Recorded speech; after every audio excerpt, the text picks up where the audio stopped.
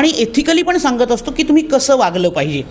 इतकं आम्ही आत्ता करतो आहे आणि मेसेज हाच देतो आहे की सांभाळून राहा, डोळे उघडे ठेवून समाजामध्ये वावरा आणि आपणच आपले संरक्षण हत्यार कसं होऊ शकू याकडे प्रत्येकाने लक्ष द्यायला. तुम्ही म्हणालात व्हॉलेंटियर्सना कळलं, कारण त्याचे काहीतरी बिहेवियर जो होता तो एक विचित्र वाटत होता आणि आमच्याकडे खूप अलर्ट व्हॉलेंटियर्स असतात, सिक्युरिटी खूप अलर्ट आहेत. तर त्याला जेव्हा पकडलं, त्याच्यातून बॅगची सगळी तपासणी केली, फोनची तपासणी केली, तेव्हा समजलं की ह्यांनी अशा प्रकारचे काहीतरी व्हिडिओज काढलेले आहेत. कळल्यास त्याला पोलिसांना हँडओव्हर केलं गेलं शुक्रवारच्या रात्री. आता आज 3रा दिवस आहे. आम्ही आमचे काही रिप्रेझेंटेटिव्स पोलीस स्टेशनमध्ये बसलेले आहेत पोलिसांना हेच विचारण्यासाठी की पोलिसांकडून काय कार्यवाही झाली आहे. ज्या दिवशी ते झालं त्या दिवशी पोलिसांना आमच्याकडून तक्रार गेलेली आहे ऑलरेडी. आता ह्या तक्रारीवर पोलिसांकडून काय कार्यवाही झाली आहे त्याच्यासाठीच आम्ही थांबलेलो आहोत. म्हणजे स्ट्रिक्ट तर व्हायलाच पाहिजे. मुळामध्ये ही मानसिक विकृती आहे. कुठलं जाती धर्म पंथ ह्याच्यामध्ये काही घुसण्यात अर्थ नाही आहे. आणि ही एक शैक्षणिक संस्था आहे जिथं सरस्वतीच्या मंदिरामध्ये आपण कुठल्याच गोष्टींना इथं विरोध करू शकत नाही, कुठल्या जातीला विरोध करू शकत नाही.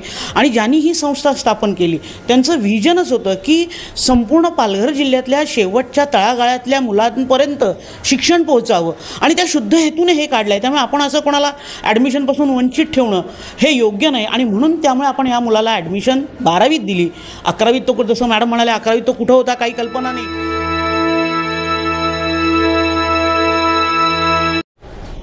नमस्कार. आज आपण विवा कॉलेजमध्ये उपस्थित आहोत. आपल्या सगळ्यांना माहिती आहे जवळपास वसई विरारमध्ये गेल्या काही दिवसांपासून विविध चर्चा विवा कॉलेजला घेऊन सुरू आहेत. आणि या चर्चांमध्ये एक महत्त्वाचा मुद्दा आहे की कशाप्रकारे मानसिक विकृती ही विविध माध्यमांकडून, विविध समाजांकडून ही पसरवली जाते. आणि आज आपण त्याच्यावरच बोलणार आहोत. परंतु याच्यामध्ये काही वयोमर्यादा आहेत आणि या मुलांवर कारवाई होत नाही. आणि त्यासाठीच आता विवा कॉलेजने आवाज उचललेला आहे. गेल्या काही दिवसांपासून आपल्याला जर माहीत असेल, जर आपण याबाबत सतर्क असाल तर, नाही तर आम्ही तुम्हाला सांगतो ही संपूर्ण घटना काय.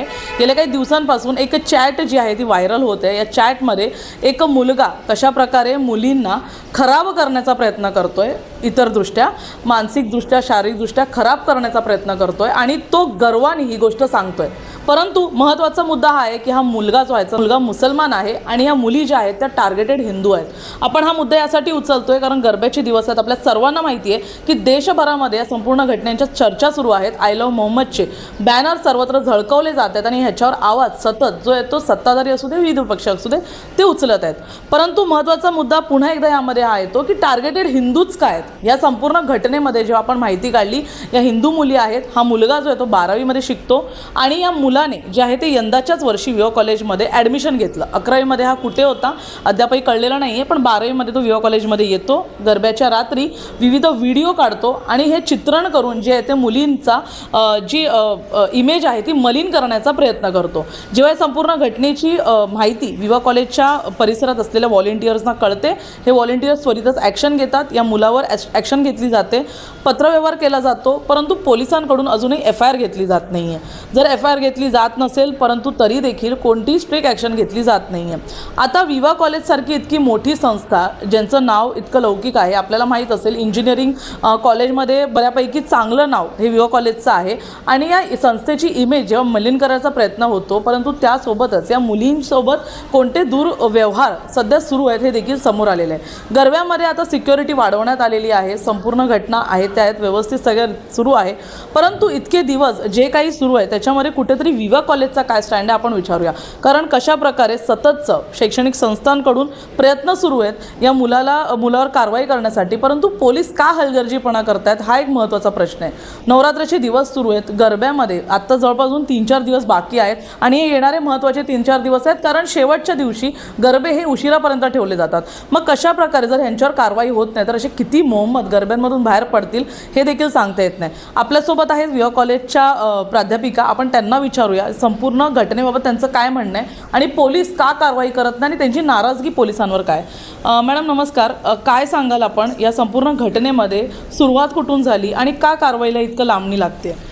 नमस्कार. सुरुवात असं झालं की जसं तुम्ही म्हणालात व्हॉलेंटियर्सना कळलं, कारण त्याचे काहीतरी बिहेवियर जो होता तो एक विचित्र वाटत होता आणि आमच्याकडे खूप अलर्ट व्हॉलेंटियर्स असतात, सिक्युरिटी खूप अलर्ट आहेत. तर त्याला जेव्हा पकडलं, त्याच्यातून बॅगची सगळी तपासणी केली, फोनची तपासणी केली, तेव्हा समजलं की ह्यांनी अशा प्रकारचे काहीतरी व्हिडिओज काढलेले आहेत. कळल्यास त्याला पोलिसांना हँडओव्हर केलं गेलं शुक्रवारच्या रात्री. आता आज 3रा दिवस आहे.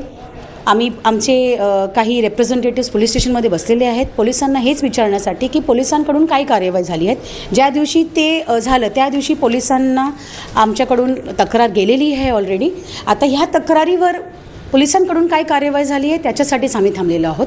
ह्या मुलाने 12वीमध्ये इथे ॲडमिशन घेतलं आहे. ॲडमिशन देताना संस्था कुठलाच भेदभाव न करता प्रत्येक मुलाला ॲडमिशन देत असते आणि मग त्याच अनुषंगाने या संस्थेत त्याला देखील ॲडमिशन मिळालेलं आहे.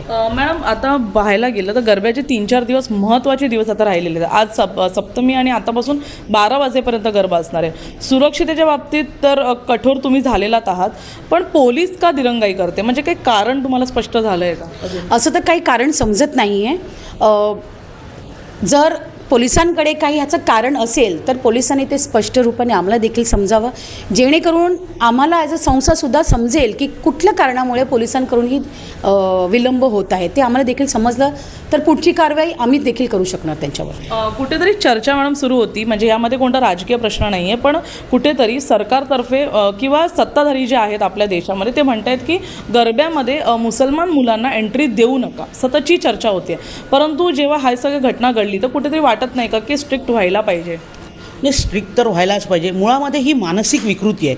कुठलं जाती धर्म पंथ ह्याच्यामध्ये काही घुसण्यात अर्थ नाही आहे. आणि ही एक शैक्षणिक संस्था आहे जिथं सरस्वतीच्या मंदिरामध्ये आपण कुठल्याच गोष्टींना इथं विरोध करू शकत नाही, कुठल्या जातीला विरोध करू शकत नाही. आणि ज्यांनी ही संस्था स्थापन केली त्यांचं व्हिजनच होतं की संपूर्ण पालघर जिल्ह्यातल्या शेवटच्या तळागाळातल्या मुलांपर्यंत शिक्षण पोहोचावं आणि त्या शुद्ध हेतूने हे काढलं आहे. त्यामुळे आपण असं कोणाला ॲडमिशनपासून वंचित ठेवणं हे योग्य नाही. आणि म्हणून त्यामुळे आपण या मुलाला ॲडमिशन 12वीत दिली. 11वीत तो जसं मॅडम म्हणाले 11वीत तो कुठं होता काही कल्पना नाही, परंतु शिक्षणापासून वंचित राहू नये हा एक एक व्हिजन आपला असल्यामुळे आपण इथे सगळ्यांना ॲडमिशन देतोय. त्यामुळे त्याला ॲडमिशन मिळाली आहे. विवा ही खूप मोठी संस्था आहे आणि या संपूर्ण घटनेनंतर शैक्षणिक संस्था कशाप्रकारे आता कठोर व्हायला पाहिजे यावर आता एक प्रश्नचिन्ह उपस्थित झालं आहे. तर विवाच्या बाजूने आपण काय विषय सांगाल, कारण खूप मुलं आहेत, म्हणजे तुमचे कॉलेजची मुलं असू दे बाहेरची मुलं असू दे, आज तरुणी विवाचं नाव ऐकून पुढे अनेक इमेजेस ते सेटअप करत असतात. अनेकांचं स्वप्न पण असतं की या संस्थेमध्ये आपण जाऊन शिकलं पाहिजे. कोणताही विभाग असू दे, BCom असू दे, इंजिनिअरिंग असू दे, आज अनेक ब्रांचेस पण आहेत आपले. तर एक एवढ्या मोठ्या संस्थेला आता कसं रिप्रेझेंट करणं, कारण ही घटना काही छोटी नाही आहे. जर ह्या घटनेचा बाहेर कुठे विरोध झाला असता तर जवळपास 1-2 जाती धर्मांमध्ये पण वाद लागू शकतो, इतकी मोठ्या संस्थेचं नाव आहे. तर ह्यामध्ये आता कसे प्रिकॉशन्स आणि संदेश काय द्याल? खास करून एवढा संदेश मी देईन की आता सगळी मुलं आणि मुली ही सजग आहेत. त्यांनी कुठलं ॲप वापरावं, मी कशा पद्धतीनं कोणाशी बोलावं, कोणाच्या किती जवळ जावं हे प्रत्येकाने ठरवावं. मुलींनी ठरवावं आणि मुलांनी ठरवावं. आणि मी अभिमानाने सांगेन की गेली 36 वर्षे मी या संस्थेमध्ये आहे. आमच्याकडे 70% महिला आहेत, पण आजपर्यंत कुठल्याही महिलेकडे कोणत्याही वाईट दृष्टीने पाहण्याची हिंमत कुणाचीही आजपर्यंत झाली नव्हती, कारण तसं आम्हाला पाठबळ होतं. आणि आम्ही पण इथनं जागृती करतो आहे की मुलींनी कसं वागायला हवं. नुसतं मुली नाही तर मुलांचं बिहेवियर पण कसं असलं पाहिजे, मुलींच्या प्रती कसं असलं पाहिजे, दोघांनी एकमेकांच्या प्रती. आपण टाळी एका हाताने कधीच वाजत नाही.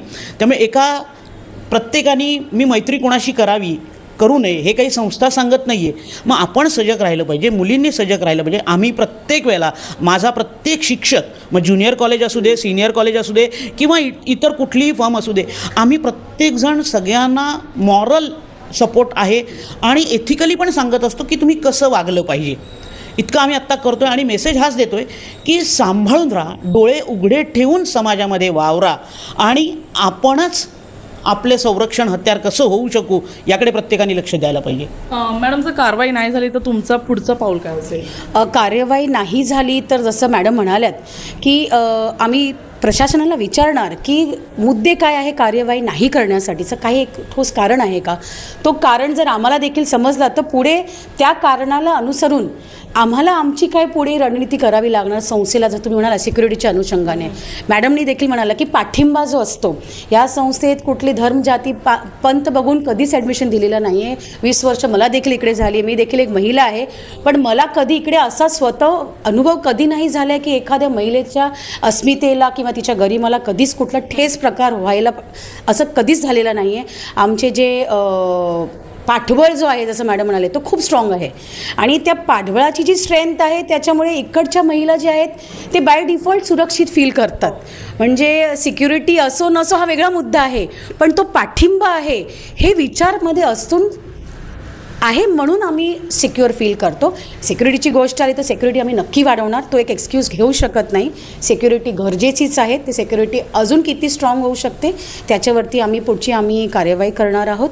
आणि एज्युकेशन फॉर ऑल हा जो आमचा मोटो आहे ते आम्ही संलग्न ह्या सगळ्या गोष्टींमुळे थांबवणार नाही. एज्युकेशन फॉर ऑल होता आहे आणि कायम राहणार हे आम्ही फॉलो करणार. शेवटचा प्रश्न मॅडम घेईन. आता जसं लेले मॅडम म्हणाल्या इतक्या वर्षात झालं नाही, मग ह्याच वर्षी का झालं? म्हणजे किंवा आपल्याला असं वाटते का कुठेतरी प्रशासन वसई विरारमधलं आणि ज्यांना प्रशासन हँडल करते, मग ते गृहमंत्री असू दे किंवा ते विविध इतर पक्ष आपण म्हणू शकतो, मी यामध्ये पक्ष आणत नाही, पण आपण सध्या त्यावरच जाऊया की प्रशासन कुठेतरी कमी पडते का? कारण 36 वर्षामध्ये 35 वर्षामध्ये जसं मॅडम म्हणाल्या की त्या आहेत इथे, इतक्या वर्षात झालं नाही, मग यंदाच्या वर्षात असं काय परिवर्तन झालं की अशा काही घटना घडू लागल्यात वसई विरारमध्ये? ज्या घडामोडी पूर्ण देशात चालत आहे त्याच्याबद्दल बोलण्यापेक्षा ही शैक्षणिक संस्था आहे. इथे आम्ही मुलांमध्ये एखाद्या वेगळ्या प्रकारचे moral values, ethical values, alert कसं राहायचं, सजग समाजात तुम्ही जेव्हा पाऊल ठेवता तर समाजाच्या कुठल्या गोष्टी तुम्हाला वाटत असेल समाजाला घडवण्यासाठी करणार, आम्ही त्याचंच प्रशिक्षण त्याचं शिक्षण इकडे देतो. तर कुठलाच राजनीती पाठिंबा किंवा कुठलाच राजनीती पक्षाला घेऊन आमचे कधी काही पण अप्रोच नसतात. आणि आम्ही शिक्षक आहोत आणि आम्ही शिक्षणच इकडे प्रदान करणार हेच आमचा मोटो आहे. त्याच्या माध्यमातून समाजाला कसं चांगल्या रूपे आम्ही घडवू शकतो आमचा तो आधी पण हेतू होता, आजही ध्येय आहे आणि पुढे देखील आमचा तोच ध्येय असणार आहे. धन्यवाद मॅडम. या संपूर्ण घटनेमध्ये आपण बघितलं की कशाप्रकारे एक शैक्षणिक संस्थेमध्ये घटना घडते, चॅट व्हायरल होते आणि त्यानंतर चर्चांना उधाण येतं. परंतु या संपूर्ण घटनेमध्ये आणखी एक पाहण्यासारखं असेल की सिक्युरिटीच्या दृष्टीने यांनी आपलं पहिलं पाऊल उचललं आहे, मग का प्रशासनाच्या दृष्टीने पोलीस आपलं पहिलं पाऊल उचलत नाही आहेत?